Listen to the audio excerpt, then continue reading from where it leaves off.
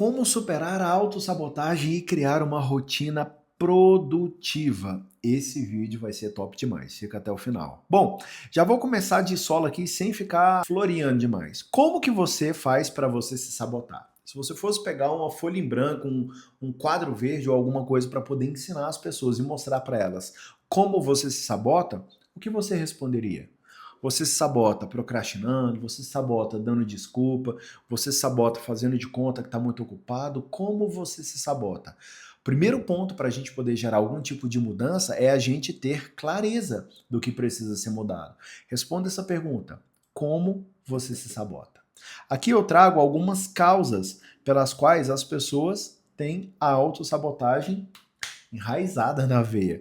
O primeiro ponto é um senso de incapacidade que as pessoas têm. Elas têm medo de fracassar. Elas não se sentem boas o suficiente. Elas, ai meu Deus, isso não der certo, isso não ficar legal. São vários medos que a pessoa tem correlacionados à incapacidade. Elas se sentem incapazes. Se você, fazer um parênteses aqui, se você não assistiu o vídeo sobre crenças centrais que eu tenho aqui, tá próximo desse vídeo que eu gravei, eu vou postar nos dias próximos, tá? Você precisa assistir, que aí você vai entender os 3 tipos de crenças e como elas influenciam nos seus resultados, tá bom? Então, a primeira causa de autossabotagem é o medo do fracasso, que está relacionado a um senso de incapacidade. Eu não me sinto capaz de. O segundo ponto está relacionado ao perfeccionismo. Isso daqui é muito forte, galera. Muitas pessoas acreditam e sentem não serem boas o suficiente para poder fazer alguma coisa. Em um lado eu me sinto incapaz, do outro lado eu acho que nunca é o suficiente, nunca é bom bastante. Talvez essas pessoas foram muito cobradas na infância. Você tem que fazer isso, você não faz nada direito, meu Deus, e a criança ainda tem aquelas vozes na mente dela e ela precisa fazer o melhor porque existe uma cobrança lá na criança interior dela, ela não foi tratada ainda. Então, o adulto, ele é refém dessa criança interior que tem vozes que atormentam ela. Desse modo, os adultos se tornam perfeccionistas por serem reféns das crianças que não têm emoções tratadas. Isso é muito forte.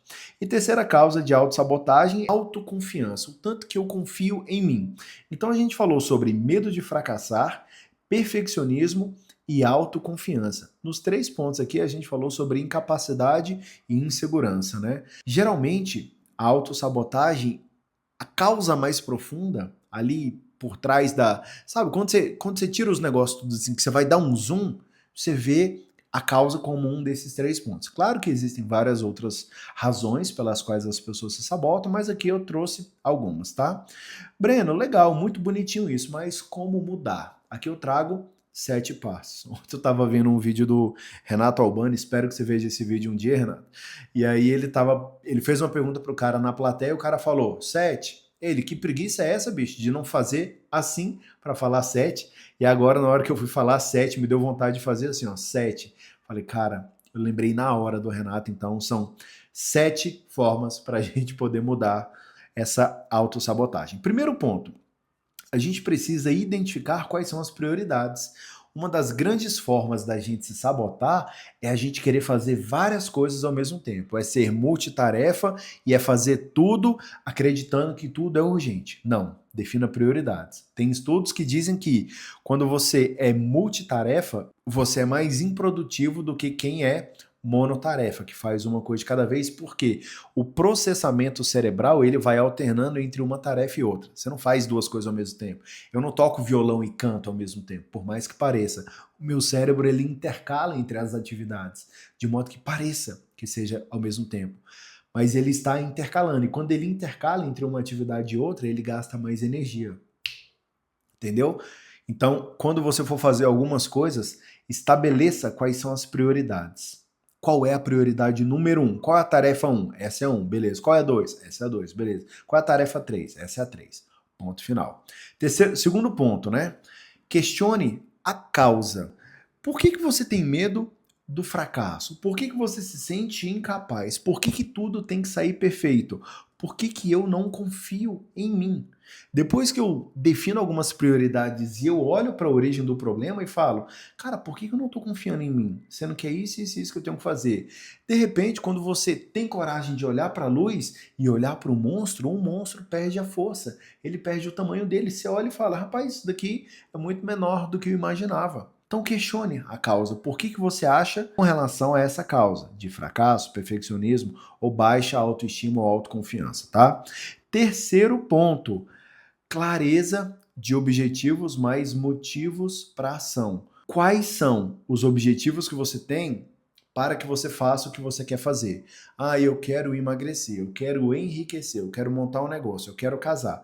Qual é o porquê que você quer cada uma dessas coisas? As tarefas que você definiu, que você organizou na sua agenda, que você priorizou, são tarefas que vão te levar para esse resultado. Você tem clareza de qual é o resultado que você quer? Ou, ai meu Deus, eu só quero e eu acho que é mais ou menos por aqui. E você tem clareza do porquê você quer isso? Às vezes você fala que quer algo, mas você não sabe nem o porquê. É mesmo, né? Nunca parei para pensar. Não sei por que que eu quero isso. Às vezes você nem quer. Está sendo alienado e não está pensando por si só. E é com todo respeito que eu falo isso. De repente você está tomando decisões porque algumas pessoas próximas a você, e a gente é mestre em tomar decisões moldado por ambientes, ou porque redes sociais estão mostrando e estão trazendo uma tendência e você não está pensando por si só, ai meu Deus, agora eu tenho que comprar o iPhone da moda. Top, se você quiser, beleza, mas não seja refém de impulsos que os outros colocam em você, beleza? Quarto ponto, celebre pequenos avanços. O mal do ser humano é querer correr uma maratona de 42 quilômetros e só lá no quilômetro 42 falar, yes, consegui. Não, cara. A cada 5 km, celebra. Uau, já foi 5, 10, nossa, já foi quase metade, top, agora 30, agora 35, caramba, 40, já tô chegando. Vai celebrando, comemore. Quando você celebra, o cérebro entende que o processo está valendo a pena. Agora, se é um péssimo de um processo, chato pra caramba, como uma maratona, chato, cansativo, dói tudo, e você deixa só lá pro final para poder se recompensar, a probabilidade de você desistir é muito grande. E não sou eu que falo, são estudos que falam isso, ok? Quinto ponto, elimine distrações. Distrações de ambiente, redes sociais, notificações, pessoas. Para você parar de se sabotar, elimine as distrações. O que tem feito você se distrair? Quais são as coisas que te tiram do foco, que faz você, ai meu Deus, nossa, o meu telefone aqui, ó, ele piscou e aí eu estava gravando, estava preparando alguma coisa, e aí eu perdi 2 horas aqui olhando, 30 minutos. Quando você está focado em uma coisa, olha isso que louco, quando você está focado em uma coisa e você se distrai, demora em média 20 a 30 minutos para você poder voltar para um estado de foco e concentração. De repente você está se distraindo muito e é por isso que você sabota, você não consegue fazer nada de forma com flow, como dizem, entrar em flow, né? Estar num fluxo bacana de concentração e foco. Sexto ponto, qual é uma alavanca de dor? Ou seja, caso você não alcance esse resultado ou esse objetivo que você quer, qual é o pior cenário? O que de ruim vai te acontecer? Ah, não acontece nada.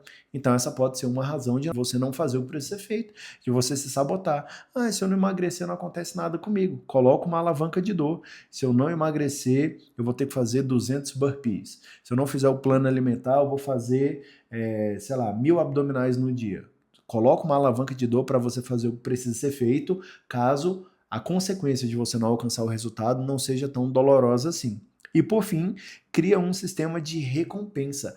Como que você vai se recompensar? Recompensar na jornada ou ao lograr êxito, ao alcançar o objetivo. Essas são algumas formas de você parar de se auto-sabotar e criar uma rotina mais produtiva em direção a resultados. Se esse vídeo fez sentido para você, compartilha ele com algumas pessoas, deixa o seu like aí e faz um comentário. Manda aí um comentáriozinho, dica de vídeos, o que você achou, faz um comentário positivo também, beleza? É isso, a gente se vê no próximo vídeo, bora que bora.